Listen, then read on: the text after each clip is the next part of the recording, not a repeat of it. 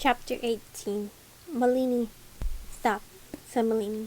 There is no need or time for us to argue about this, Mahesh. Empress, he said, gruff and disapproving as Swati laid out breakfast, paper-thin, crisp dosas, and vibrant green and orange chutneys, and painfully hot tea, and bustled swiftly away. There is ample reason to discuss this. The highborn are all talking to one another, and if you do not act, argue with me about the allocation of supplies and weaponry, Malini cut in. Tell me what reconnaissance you've gained about the fort, but there is no need for this. I summoned her here. She has value to me and to our siege. That should be enough.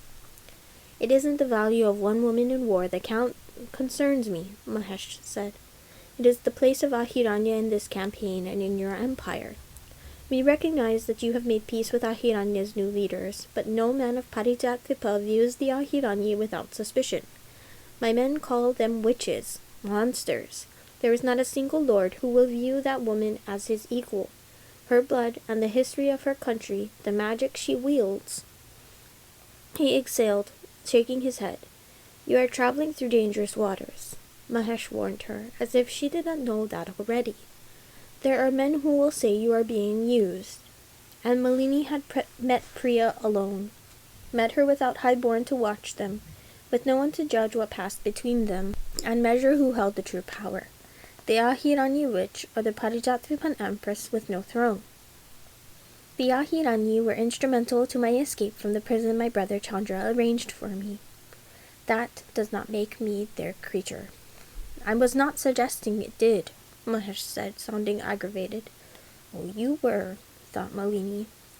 As much as his words galled her, he was not wrong. Priya's presence had sent ripples through the camp, whispers of discontent in its wake. There would never be any trust for the Ahiranyi in Parijatvipa. History was too weighty. Malini had known it, even when she wrote the letter to Bhumika and Priya, even as she had placed it in Yogesh's hands. But some risks were worth taking. Malini sipped her tea and let her gaze wander the room. Swati was still hovering obediently in the background. 4 military officials sat at the remove writing, the scratch of ink on paper, a low susurration in the air as they recorded the meeting and prepared answers to those for far more pressing questions of supply allocation and weaponry as needed. Deepa sat beside them, looking through their papers with a slight frown. She had come with her father, head bowed, trying to make herself small in the face of her father's anger. But Malini was glad for his ire. It afforded her an opportunity. I will make sure Elder Priya demonstrates her loyalty to Parijatvipa and to my rule, as you have advised, Malini said, as clearly her bow to me before everyone was not enough. Everyone bows to you, Empress. Indeed, Malini agreed, but no temple elder of the Ahiranyi has ever bowed in worship to the Mothers of Flame. There was a beat of silence. Mahesh gave her a shrewd look. Ah, Empress, if I may, no temple of the Mothers of Flame will allow an Ahiranyi priest to walk through its doors. One official said tentatively, gaze lowered. He looked uncomfortable and was visibly forcing himself to continue. For the, elder to affirm her loyalty to Parijatvipa in a temple will not be possible. Do you not consider the temples of the Faceless Mother to be proper temples? Malini asked, eyebrow raised. They are... The official trailed off and said helplessly, I defer to the Empress, of course. There is a temple of the Faceless Mother on Low Prince Kunal's lands, is there not? Another rustle of paper. Yes, Empress. Then we will go there. Such a temple, it is not ideal, Malini agreed. Not entirely pure, but it will please the Sakitan foot soldiers. Lord Mahesh said nothing.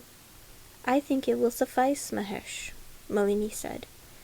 It will not be enough, Empress, Mahesh said grimly. But if you insist on moving on to other business, we shall. The chariot arranged for Malini's journey to the temple was large, drawn by 2 swift horses with space enough inside to the covered interior for both Lata and Priya.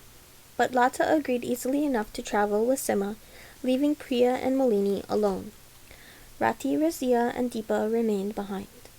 They sat, Priya kept her face slightly turned away, hands clasped in her lap. It should have looked respectful, but it made Malini want to take Priya's face in her hands, turn her head. Look at me. Foolishness. Malini waited until they were on the move, the chariot juddering around them, the high-borne soldiers accompanying them, creating a clatter of wheels and hooves behind the fabric and wrought ivory of the chariot's walls. I missed you, Malini murmured. It was like letting an overexerted muscle finally rest. She'd spent so long controlling herself that saying something truly honest was pure relief. I've missed you so much, Priya.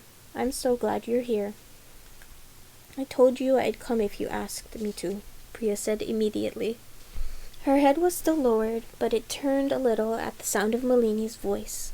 Malini traced the angle of Priya's jaw with her eyes, followed the line of Priya's vision, and saw that Priya was looking at her, at the place where their clothes almost touched, their legs turned toward one another. One slight movement, and their knees would be pressed together. Would Priya's skin feel warm, even through all the cloth separating them? And I am so glad you have, but I also... Priya stopped, and instead of continuing her train of thought, said, I kept your letter, the first one. Did you really read the birch bark mantras for me? For you, and for me, Malini said low. You know how I like knowledge. I do. Priya. Malini leaned forward, letting her skirts mingle, knees brushed. Why won't you look at me? A beat of breathless silence. Malini watched Priya's mouth curve into a smile. Because I want to kiss you, Priya's voice said a little rough. And I know I can't. Not when... She gestured at the curtain, reminding Malini of all the high-born lords beyond it. You probably could if you were quick, Malini teased. Priya finally lifted her head, and there she was, those bright eyes and those golden lashes making them brighter, that crooked nose and easy smile growing wider, that skin that had felt like warmth and silk once under Malini's hands. Is that a joke? Priya sounded delighted. Was the Empress of Parijatripa joking with me? I would like to think I'm flirting with you, Malini said, feeling her own heart lighten in response. Or daring you, perhaps, but you may call it a joke if you like. The smile faded from Priya's lips, but the light was still in her eyes, fierce enough that it made Malini's breath catch. I don't really think you want a brief kiss from me, Priya said lowly, and that's not what I want from you either. Perhaps we should both stare at opposite walls, Malini murmured, and Priya laughed again. Perhaps, she agreed, and tilted her head against the palanquin well, even as her gaze stayed on Malini, steady and so very soft. I would kiss you, Malini thought, throat aching. I would kiss you and kiss you. But that isn't why I need you here. That isn't the yielding I require from you. Not today. The temple had clearly prepared for their arrival, despite the short notice. There were oil lamps arrayed upon the temple's entrance steps in great winding spirals of light. The pillars were festooned in garlands of flowers, honey-sweet. Bees buzzed around them, held at bay by clouds of incense, rising from joss sticks set in the pillared alcoves. A small welcome party of priests awaited them, bowing as Malini emerged from the palanquin. Behind her she could hear the clatter of hooves and whinny of horses, and grating call of chariot wheels turning. She ground her teeth together. Perhaps when she returned to camp, she would inform the military officials to allocate some of their funds toward oil for those wheel spokes. Clearly, they were being neglected. She did not wait for Priya, Lata, or Sima to emerge. She knew that, given half the chance, one of her lords would take it upon himself to greet the priests in her place. So she glided forward and slipped her gilded sandals from her feet, held up the edge of her sari in the crook of 2 curled fingers, and walked up the temple stairs. The priest hurried, bowed. One younger than the rest was visibly sweating. She stopped before him. I must speak to your head priest, Malini said. She could hear footsteps behind her, 3 pairs, their tread too light to be those of her armed men. As Priya's, Sima's, and Lata's shadows mingled with her own on the marble stairs, she said, When we have made our offerings, tell him the Empress requests a private meeting." "Yes, Empress." The young priest bowed jerkily, left them. They were ushered into the temple directly into the worship hall. The marble was cool beneath their feet. Priests stood or kneeled along the edges of the room. There was no sound but the crackling of torches. Lata motioned to another priest, spoke to him in a low voice, no doubt discussing the money that Malini had brought as a gift of devotion to the temple. She strode forward, Priya matching her steps. Malini let her arm gently graze against Priya's own and felt the briefest brush of skin and warmth. She felt Priya's head turn, felt soft breath against her cheek. "You must bow," Malini murmured. "That is all, I promise, Priya." "I hope you know how much I do not want to do this," Priya whispered in return. Her body was taut as a bowstring. She was clearly out of her element in a temple of the mothers, surrounded on all sides by the forces that had annihilated her own nation's glory. Malini could not respond. The lords had entered behind them, and she could not risk being overheard. Instead, she held her own feelings in a close, anxious fist in her chest, and walked a few more steps forward to the altar. She kept her gaze fixed on the statue of the faceless mother in her graceful lenga of rich flame and dupatta of smoke coiling around her face. It was a tale her teacher had told her once many years ago, that poor worshippers who could not afford to keep idols of all the mothers would often keep a single crude effigy in their home, faceless, smoke-veiled, intended to stand for all the mothers at once.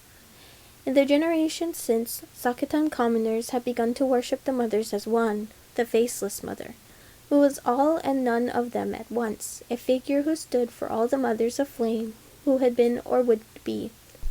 The temple's head priest approached, ash-marked at forehead and chin.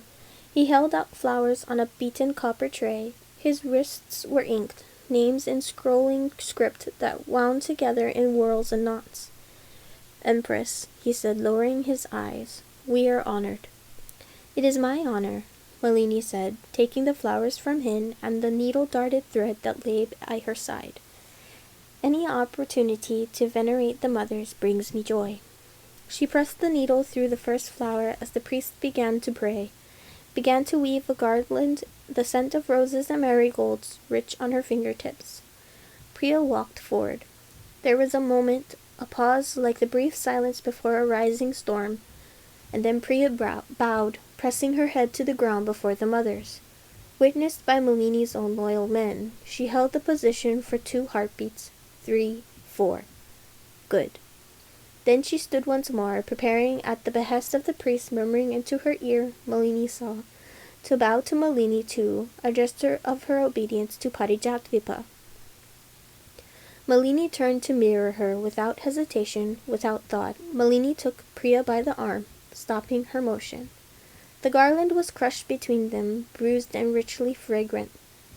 "It is the mothers who must be venerated," Malini said. "Here within this temple, their worship supersedes all else." Hopefully the words were pretty and politic enough to hide the instinctual nature of her action. Her desire to say, "I will not shame you, not you, not like this." Priya nodded her head without lowering her eyes. Perhaps she understood. Perhaps. "Empress," the temple's head priest murmured then, "would you do me the honor of speaking to me alone?" There was some bristling of the lords, but not much. Malini inclined her head. She turned and bowed to the altar and lowered the finished garland at the feet of the mothers. Then she rose to her feet. Lata followed her, a quiet chaperone. The head priest led Malini and Lata to a study, a room with high windows and ancient manuscripts bound in silk and palm leaf stored on stone shelves. It was quiet and empty, distant enough from the worship hall that Malini could only hear the faintest strains of voices. The priest was watching her warily. Before he could fall upon niceties, offer her a tea or sherbet, and stretch out this whole business interminably, Malini seated herself on the cushions arrayed on the floor. Lata moved to stand by the door, hands clasped before her. Lata was not barring the door. Certainly not. but she was a deterrent and a message for the high priest. The Empress wishes for you to remain here." From his silence and stillness, Malini was sure he understood. She waited for him to sit. After a moment, he did. "You have heard, I am sure, that the High Prince has allied with my brother in Harshingar," Malini said, with no further preamble. "That soldiers from Harshingar have carried what appears to be mother-blessed magical fire with them and have turned it upon my men. One of them, a Parijat priest, turned it directly upon me." A pause. The priest before her gave no reaction. No nod, no negating shake of his head. He merely watched her, eyes wide, unblinking, as if he were staring at a mirage, liable to flicker and fade. "I would have died when the fires fell. But another man saved me, another priest. A priest of the Faceless Mother, one of your own." Silence. Again. "You should speak," Malini said. "It will not leave until we have been honest with one another." The man's gaze flickered. "How did you know he was one of my own?" the priest said finally. "He had a priest's hair. He wore an ash mark, but he was not Parijati, and he carried the many names of the mothers inked into his wrists, just as you do." "You examined his body." The priest's voice was unreadable. "With great respect, yes," Malini responded. "I will return him to you if you respect it of me. If you do not, he will be burned." "It is not our intent for the man to die," the priest said slowly. "It was our intent that a message be passed to you discreetly." A wary pause. "It is difficult for you to be approached with any subtlety, Empress." Not so difficult if they had sent a maid, a woman, but clearly they had not considered it. "Well, I am here now before you. I am willing to listen. What message do you have for me?" When he paused, throat working, she gestured at the room, the emptiness, only Lata watching them. The torches flickered. "You will not have another opportunity like this again." His throat worked and worked. "Emperor Chandra wishes to end your life," the priest said, each word spoken with great care. "That is no secret." Malini inclined her head in agreement. "As you have been taught, as you have seen, a life can possess great value. And you are a daughter of the Divyanshi line." Malini waited. The priest swallowed once more, and Malini thought vaguely that perhaps she should have requested refreshments after all, if only to put an end to that particular tic. In the light of the study, dim as it was, she could see that his skin was slick with sweat. The ash at his forehead was oily with it. "My temple is small, Empress. We are not significant, and do not wish to be," his tone implied. "Proximity, you understand." "Your message is from someone else," she said levelly. He nodded. "You are near the siege, but not too near. Close, but not in service to any lord." Another nod. "Then your message is from a priest of significant power," she concluded. "There are some who would make an alliance with you, Empress, if you wished it." "Their names?" The priest shook his head. "It was my understanding," Malini said, "that Chandra has the complete support of the priesthood, that he has raised you all above kings and princes of Parijatvipa. Your powerful friend must be aware I cannot do the same when the throne is mine, and yet a priest died for me. Help me understand." "The priests of the mothers are not perfect allies to one another, nor do we share a perfectly agreed upon sense of what is right.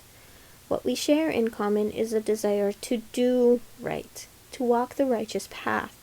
But there is some who think Emperor Chandra, your brother, that he is the right path, and there are others who look at you, Empress, and place their hope in you." Fine words, but Malini was not sure she could believe that any of the priesthood would so easily set aside the power they possessed under Chandra. So she waited, allowing the priest time to sweat and feel the weight of her eyes on him and his own words press at his lungs, his lips. Not all of us have gained great power under Emperor Chandra, the priest added. A truth, but not the whole truth. The secrecy here, the sense that a game was being played that she could not see the fullness of, made her teeth ache. How can I trust your ally when you give me so little? Your life was saved, Empress, the priest said. One of our own sacrificed himself. Which was not the intent, as you have already said, but what does your ally want of me? And what can I gain from him in return?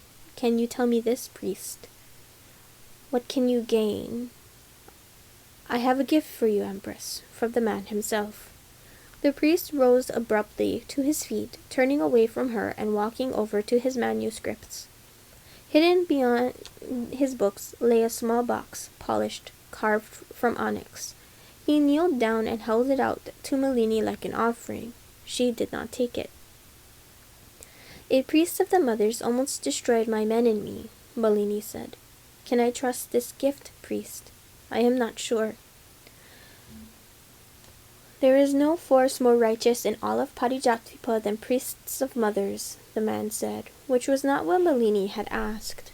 Malini felt bitter laughter threaten.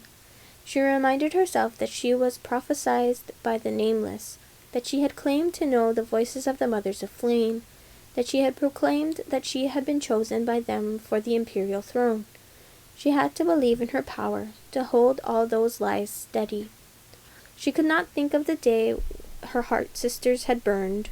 She could not think, your righteousness is liable to kill me if I let it. I trust your righteousness, she said instead. I trust you are loyal to the ideals that may serve to save or destroy me. But priest, I assure you, ideals that bring about the murder of the last woman of Divyanshi's line are a defiance of the will of the mothers, and the will of the Nameless God. I know it. So I ask you again, as an imperial daughter with the mother's hand on her heart, can I trust this gift? You will not die here, the priest said. Empress, you have my word. Malini gestured over to Lata, who held out her hands for the box in Malini's stead. The head priest handed it to her, settled deeper onto his knees. If this gift pleases you, he said, if you expect that our ally is benevolent, then I must request a gesture in return, a favor. If you promise to fulfill it, I will happily supply you with his whereabouts, where he will willingly meet you and make a pact if you desire. I could torture that information from you, Malini thought dispassionately. She was already fear-struck. A little pain, the threat of more, and he'd collapse like dampened sheaves of paper. But that would hardly win her allies. Alas. Bring it here, Lata, she said. Lata held the box forward. It was solid, and now she could see that it was made of mixture of dark wood and onyx stone, its lid carved in swirls and whorls that formed a black rose. It had to be weighty in Lata's hands, but she held it up steadily with no sign of strain. Malini touched her fingers to the latch, opened the lid. Inside was ash, a thick heavy layer of it, black dust mixed with white gristle, wood, char, bone. Malini almost recoiled but caught herself. Lata. Yes, milady. A knife, please. Lata drew a small dagger, previously concealed in the fold of her sari, and offered it to Malini, who took it and used the tip to move the ash, peeling its surface like skin, and there. Beneath the ash lay a bud of fire. Lata gave a muffled gasp. Malini thought of those priests upon the walls with their arrows, those priests with their swords drawn. She pressed her own blade to the flame and watched the flame shiver, unfurl like a blossom meeting sunlight. She raised the dagger and the flame writhed. It moved nothing like real fire, uncanny, widening, opening and closing like a fist. It almost looked as if it were reaching for her. She placed the knife into the box, closed the lid with an abrupt snap. What does your secret ally require in return? Malini asked the priest. The priest you have imprisoned, he said. Release him. That was a surprise. He sought to end my life. He conspired to murder my men. He acted out of faith, the priest said before her retort, but gently. You have been called a priest-killer by some, he went on, watching her carefully. Was this a warning, advice, or a threat? She was not yet sure. You took the lives of priests of the Nameless in Shrumna. I have heard the tales of your fire, lives offered willingly, he added as if Malini had argued with him. But none the less, holy lives, stolen by your flame, your men, your guiding hand. But you have not yet harmed a priest of the Mothers.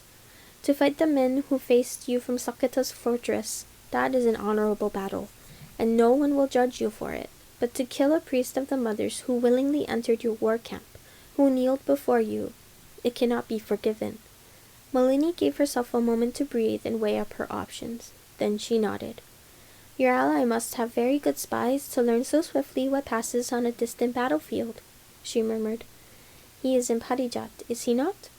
Instead of replying, the priest returned to his shelves, drew down a cloth bundle, which he unrolled, revealing a map of Parijat. The answer was yes, then.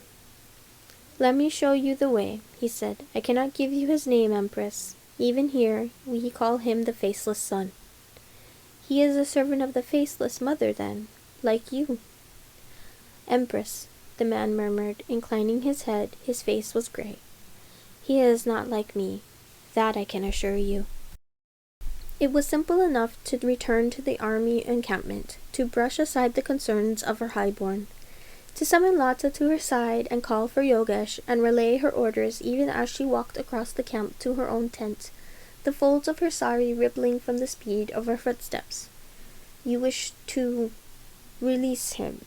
The official's voice was tentative. Malini simply nodded. She did not have to explain herself to him. There would be plenty of people who could, and would, demand explanations from her later, but to save her energy. Record what needs to be recorded in your ledgers and see that it's done, said Malini. Yogesh was silent for a moment, still walking beside her. Is anything unclear? Malini asked. Empress. He cleared his throat. Perhaps should I speak to Lord Mahesh? No, said Malini. There is no need for that. Malini waited until she was back in her own tent. Then she opened the box. Malini had a saber of her own, fashioned to be lighter than a man's, with a smaller grip so that it would be better suited to her strength, her hands. Its metal was shining silver, its scabbard inlaid with moonstone. Swati brought it to her, and Malini placed the tip of the weapon into the ash, sifted through it. The fire rose from the dagger and crawled onto the edge of her saber, shifted and glowed, flickering and swirling just as it had on the weapon of the priestly soldiers who had turned on her army at the fortress's gates. Be careful, milady, Lata said, voice tight. She stood at the edge of the tent, not as if she planned to run or even wished to, but as if she feared the fire rising on Malini's blade. She was right to. Malini stared into the fire, which bloomed and writhed like flowers upon a steel vine, and wondered what it would do. Would it turn on her? Leap onto her flesh, destructive by nature, and burn her to char? She imagined, as she often had in her darkest hours, being reduced to an agony of ash. She imagined the tent burning and Lata with it. She held the sword steady and waited. Waited. Malini moved the fire between two blades, the saber and the dagger, watching as it coiled between them with tendrils like fingers. She watched with careful patience as it grew thinner and weaker. Waited again. Using the dagger, she carved a hunk of it away from the hole and watched it grow dimmer than the rest. This was not how true fire worked. It was not how Mother's fire was meant to work, if the Book of Mothers was to be trusted. She waited long enough that her arm began to tremble. Then Lata walked out of the tent and spoke softly to one of the guards and returned with water, with food, and the task of watching Malini watch the flame. Malini waited and watched the fire begin to die. It writhed as if the ash had been its roots. Its color faded, flame turning from gold to blue to darkness. Malini thought of the Book of Mothers, of the nature of the Mother's fire, and thought, ah, a gift after all. The fire of the Mothers did not fade. It did not wither. It was unstoppable, a force of destruction that only faded away when the Yaksa were dead. But this fire had died before her eyes. Chandra was not blessed. not chosen. And now Malini had proof. She could feel the smile tugging her mouth. She let it overcome her face, let herself laugh as the fire went out. "Look, Lata," she said softly. "The mothers love their daughter after all."